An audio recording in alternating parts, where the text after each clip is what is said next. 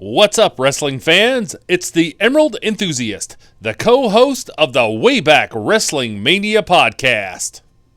Here with a look at the Mattel Elite Top Picks 2023 figure and the Ultimate Edition Series 14 figure of the Tribal Chief himself, Roman Reigns. Here's a look at the packaging. On the front, it says Roman Reigns, and we get a portrait of Roman on the side. On the opposite side, it says Roman Reigns, and there is the authentic hologram. On the back, we get an action shot of Roman, and here's a brief biography of the Tribal Chief, and here are the other figures available in this wave. I like that the accessories are positioned off to the side on this figure, so it does look good mint in packaging. Here's a look at the Ultimate figure. It says Ultimate Edition, and there's a portrait of Roman on this side. On the opposite side, it says Roman Reigns. There's product information on the bottom, not very much on the top. On the back, we get a product shot as well as a shot from a live event. And as you can see, it says Roman Reigns. In this case, I feel like the Ultimate figure has too much attention on the accessories and the figure is shoved off to the side, so it doesn't look as good in the packaging as it could. And with all that being said, now it's time to bust these figures out of the packages and see what's inside.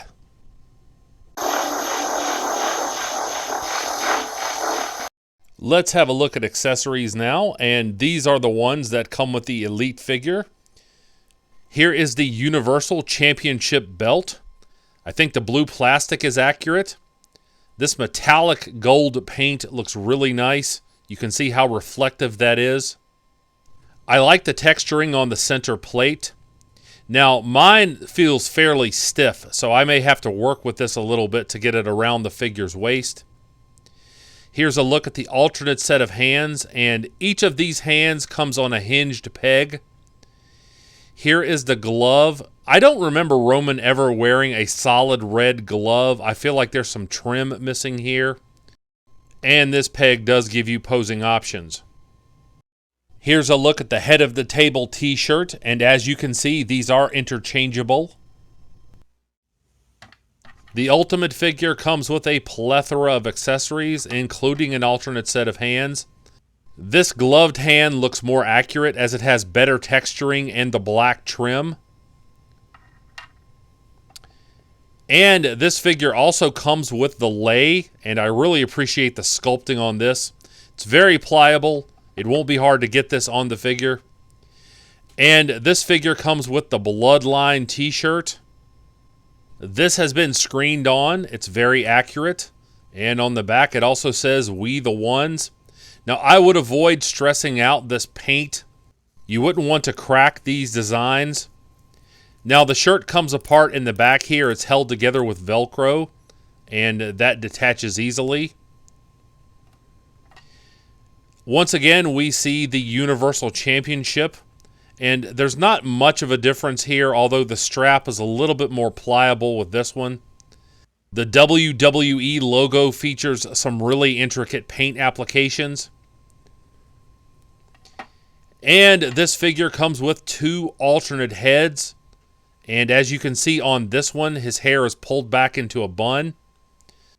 And I will be putting both of these alternate head sculpts on the figure later in this review. And here is the screaming head sculpt with the hair falling behind the head. And the sculpting on this is really superb. So that's a look at all of the accessories that come with these two figures. And here we see the Tribal Chief out of the package and ready to rumble. Quite simply, Roman Reigns is the biggest star in professional wrestling today, so it was time for me to add some Roman figures to my collection. I am very happy with both of these, although I do have some minor criticisms. So let's take a closer look at the loose details now. Here's a look at the lower bodies, and these are both a singular color. Of course, the boots and the pants are black, but there's lots of wrinkles sculpted in on both of these. You can see that here on the calves. You can also see some pockets sculpted in, and I appreciate that. Mattel didn't skip the details on the back either. You can see all of the wrinkles that are sculpted into the back of the pants here, as well as seams around the hip area. So I really like that realistic sculpt on each pair of the pants. Each of these figures is highly articulated. Now that ankle is very tight, but you can see here how far back the ankle joint goes, how far it goes forward. There is some pivoting on the ankle here. There's a swivel at the top of each boot. Double jointed knees, so if you want to get the figure into a running pose, you can do that. There's a quadricep swivel. The legs go out that far on this figure, so that's a little disappointing that you can't get him into more of a split.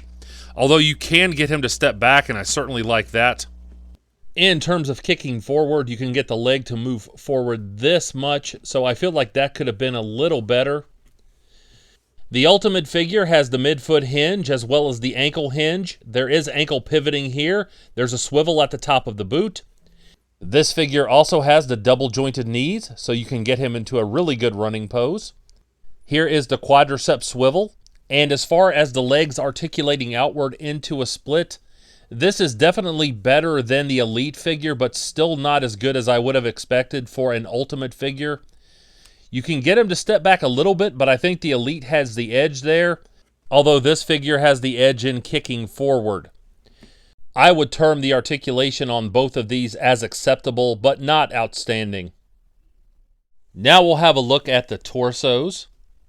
And this is a close-up of the Elite figure. You can see the abdominal sculpted there. I feel like the back is a little underdeveloped to be accurate to Roman. I don't think this quite matches the mass and definition that Roman has. I do really like all of this intricate paint detail on the tattooing for the arm and the pectoral. The hair is pliable, so it's easy enough to move the head and get a better look at the tattooing. I feel like the Ultimate figure reflects Roman's body shape just a little bit more accurately. It also has plenty of detail here on the tattooing. It also has the butterfly joints, and I'll get into that more when I talk about the arms. But you can see back here on the latissimus dorsi, these are much more defined than the Elite figure, and I think that gives the Ultimate figure the edge in terms of the torso.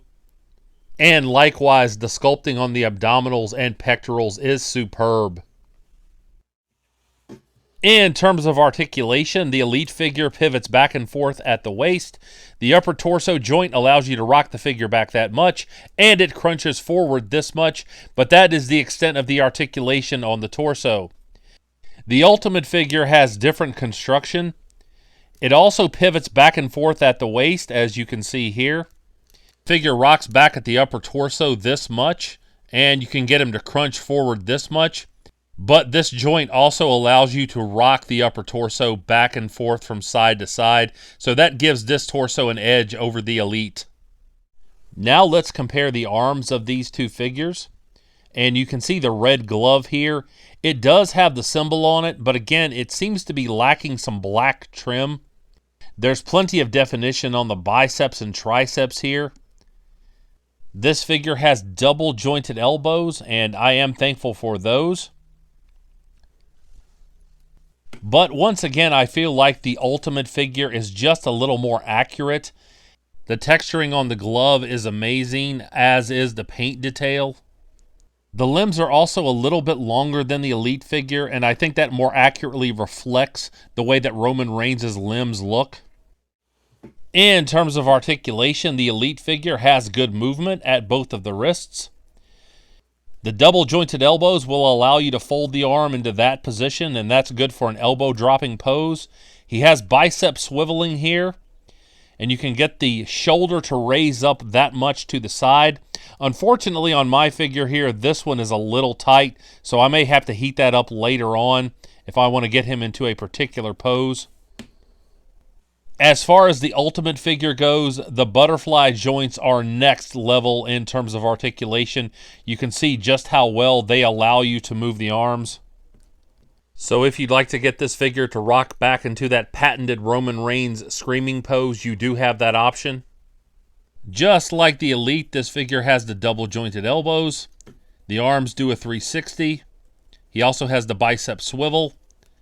And these arms go out this much into the big wingspan pose. I should also mention that the Elite figure also has 360 degrees of rotation at the shoulder. But once again, the Ultimate figure has the advantage in this area. Now we'll take a look at head sculpts, and here is one of the alternate head sculpts on the figure. And as I popped the head sculpt off, I put the lay on, and I'm very thankful for the way that looks. That's very realistic. I also really like this expression on his face. It's very smug, and that's fitting for the tribal chief character. Here is the Screaming head sculpt, and I had some problems getting this on the dumbbell neck joint.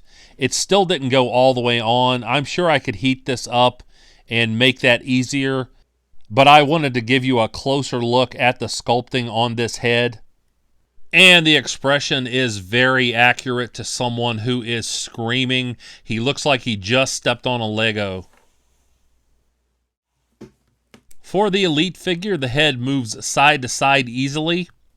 The hair gets in the way a little bit, but again, it is pliable. He can look up that much, he can look down that much, and there's only a tiny amount of head tilting. As far as the Ultimate figure, he doesn't look up very well. He looks down somewhat. He can look side to side very easily, but there's no head tilting to speak of, so I think that the Elite actually has the edge in this area. That being said, this alternate head sculpt has a little bit better articulation simply by way of the hair being pulled up into a bun. Here's a look at both of the figures with the alternate sets of hands. I've also put the Bloodline t-shirt on the Ultimate figure. And as I was doing this, I also decided to put the lay on the Elite figure because it sets so well on the figure's shoulders. And I think I'm going to leave this on the figure and display it this way. In terms of likeness for these two figures, I don't think that any of the head sculpts are perfect. The main head sculpt for the Ultimate is the best of the four, although I feel like the cheekbones and the nose are a little off. In the case of the head sculpt with the man bun, I feel like the nose is a little too thin, although this one does have the most accurate beard. As far as the Elite figure goes, the hair, the beard, the nose, the skin tone are all accurate, but in this case there's something a little off about the brow. But ultimately, I can tell that all of these are Roman, so even with my small criticisms, I'm satisfied with the way the heads look on these figures.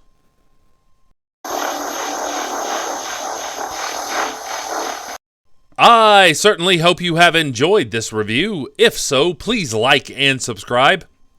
Stay tuned for some articulation shots, and also remember to catch me on the Way Back Wrestling Mania podcast, which is part of Multiverse Musings, the vidcast, and that's available right here on YouTube. And I'll be back to the internet with more pro wrestling related content soon. But until we meet again, this has been the Emerald Enthusiast, and thanks for watching.